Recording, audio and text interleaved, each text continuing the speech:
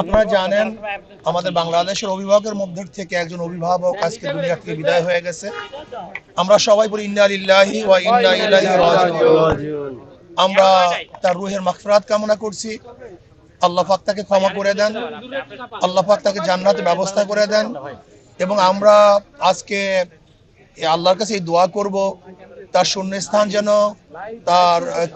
তার অধীনস্থ প্রতিনিধি যেন পূরণ করেন। এবং আজকে আমাদের বাংলাদেশের মানুষ শোকাহত, একজন ভালো দেশপ্রেমিক, দীর্ঘদিন পর্যন্ত নেতৃত্ব দিয়েছেন। ওনার নেতৃত্বে বিএনপি আজও পর্যন্ত ঐক্যবদ্ধ ছিল। আমরা আশা করি ইনশাআল্লাহ হয়তোবা আরেকজন দেশপ্রেমিক দ্বারা আল্লাহ পাক রব্বুল আলামিন তার বাকি কাজগুলিকে সম্পূর্ণ করার ব্যবস্থা করবেন। কাজেই আমরা তার জন্য দোয়া করি, আল্লাহ যেন তার জিন্দেগীর সমস্ত পাপ এবং ভুল ত্রুটিগুলি গুনাহ খাতা আল্লাহ পাক ক্ষমা করে দেন।